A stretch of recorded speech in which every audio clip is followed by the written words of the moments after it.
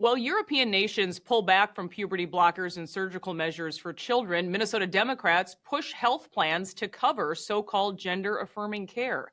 A detransitioner who was given the green light for top surgery over a Zoom call warns others after her own dangerous journey. Next.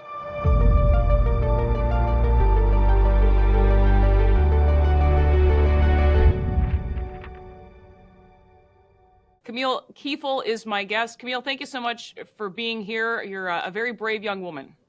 Yeah, thank you for having me. I know you testified recently in St. Paul, warning legislators not to mandate this kind of health insurance push, which we're going to get to here in a moment. But I know this has been a long journey for you, and you are open. Bless you for that on all of these things. But you've said that more than anything else, this was really a mental health issue for you. Why do you think so?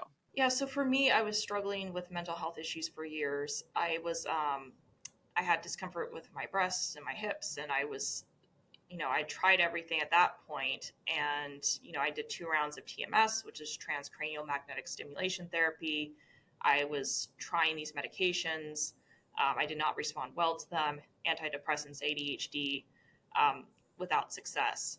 And then I was just not, I did about 20 years of traditional talk therapy, also didn't respond well to that.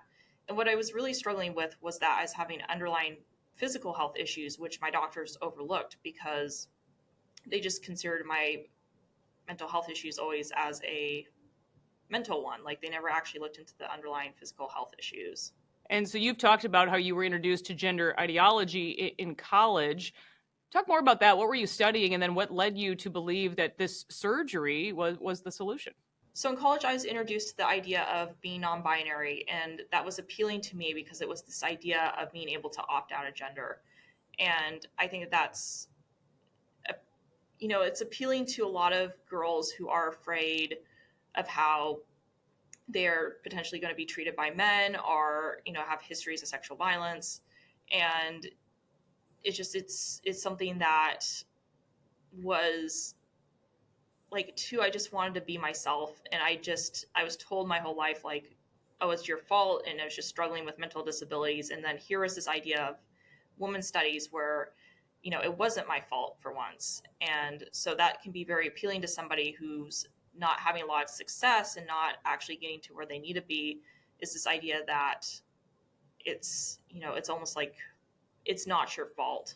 So it's about 8 years ago, you decide to get a double mastectomy. How easy was it for you to get approval from medical professionals to make that happen? It was very easy to get approval. I think I got my first letter in June, my second letter in July, and the surgery was performed on me August 27th, 2020. So within months, the surgery was approved and performed on me. So it was a very quick turnaround, and we're seeing that in some of these states like Oregon. When did you start doubting then and regretting your decision about that surgery? It was about 1.5 years after the surgery was done that I regretted it. And that's what we're seeing with a lot of detransitioners. It can take up to 10 years for them to realize that this was not the right answer for them. And then some of them are just waking up after the surgery, realizing that this wasn't right. So there's a huge variance in detransitioners and how much this happens. Since then, you've sued your social worker and your therapist, Camille, for allowing this. What's the status of that lawsuit? So the lawsuit was dismissed originally back in January of 2023, I believe it was. And that was partially because my first attorney had passed away. And so since then, I found a new attorney and the lawsuit has been reinstated. So pretty much that's kind of all I can say for now, but it has been reinstated. I know you are in Portland, Oregon, as you've said, where you're from, but you recently testified in St. Paul. To set the scene here for our viewers in Minnesota, so Democrats passed a bill that would prevent state courts and officials from complying with child removal requests, extraditions, arrests, or subpoenas related to this so-called gender-affirming health care that a person receives in Minnesota, making Minnesota this trans refuge state. Some neighboring states have banned all of this for minors, but Minnesota Democrats now this session are mandating health plans and insurance companies to cover this so-called care. You testified, you were here to testify against all of this. What do you think about what's happening here in Minnesota? Yeah, so I actually did. I was kind of doing something a little bit different in that I was actually testifying for the addendum for gender, or like not for gender, but for detransitioner care, because that was the thing, is that they're wanting to pass these bills for gender affirming care, but then when it comes to detransitioners, they don't want to pass these.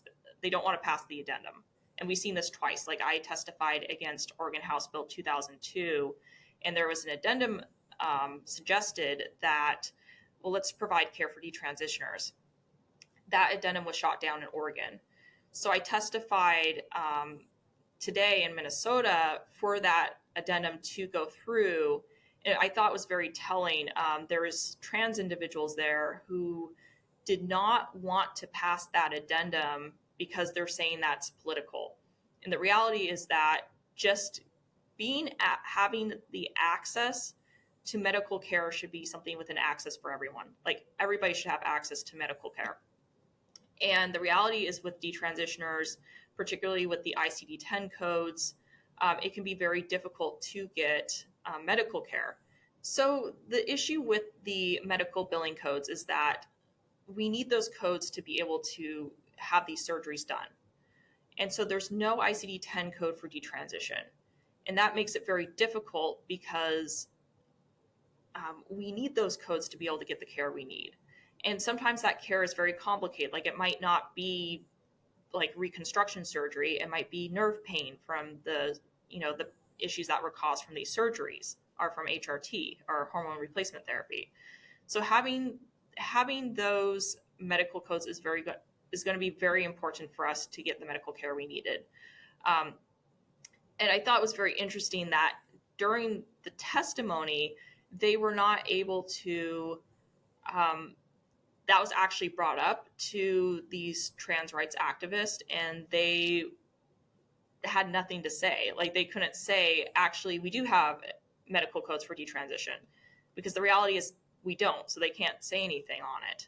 As someone then who regrets having surgery, do you think people are waking up to the dangers? Just talk about your perspective on all of that. I think that it was interesting because when I was in the room, it got heated a little bit. Like, and it wasn't like anything, like my testimony was like, we were like, I represent Drans Help, which is my nonprofit. We were very nonpartisan, we're trying to not be political, but we could tell, like, after I had spoke, like there was a change in the room. And I think that there was maybe a realization that, yes, we actually don't have care for detransitioners, and they do really need that care. So I think that there is a shift happening. It's they can't hold that up forever, because it is going to come through that detransitioners are being ignored. We are being silenced, and our medical needs really aren't being addressed. You made a life-altering decision to get surgery when you were younger. Now you're in your 30s. What do you think about your life in the future? Yeah, I mean, it's impacted, like, finding a partner. It's like it impacts the way I wear clothing. It's something that when I get out of the shower, I'm looking at myself in the mirror, like I see those scars. Like, this is something I'm going to have to live with for the rest of my life. And I sought this out because I was struggling, and we need better ways to deal with mental health issues. And we need to look at underlying health issues as well. Like this was the thing, is that I'm very concerned. We had a young man reach out to Drans Help, and he's saying that he wants to opt out of sex and gender. Like, he doesn't like sex, he's depressed, he's overweight, he's struggling with suicidal ideation. And nothing to me about this young man sounded trans at all. It wasn't like I thought I was a woman since I was 5, or a girl since I was 5, like none of that. And they weren't looking, like, one of the first things they recommend to him is for him to transition. But they're not looking at things like low testosterone, low thyroid. They're not looking at even autoimmunity could all lead to depression. Like, these are all physical health issues that can lead to that. Like, why would we not explore these things first? And then if you even suggest that, then you're considered transphobic. And I certainly admire how you're trying to help others through all of this. Talk more about that, how people can get help, and about your organization, Drans Help. Yeah, so Detrans Help is a nonprofit organization by detransitioners for detransitioners, and we're really focused in on providing resources for detransitioners and those who care about us. We're hoping to do a case study on a treatment called PTR, which is proprioceptive deep tendon reflex, and it's a low risk, non invasive surgery. And what's important for this is that once we get these case studies, then and we get them published in medical journals, then insurance will start covering this. And so we really need this for detransitioner care, is to get these case studies published. And two, I think we do need to look into the further medicalization of detransitioners, and we're very cautious against that. So how can we treat detransitioners and get them the care they need without further medicalize them unnecessarily? Well, Camille Kiefel, thank you so much for being a voice, and thank you for joining me. Yeah, thank you for having me. That will do it for this episode of Liz Collin Reports. We'll see you next time.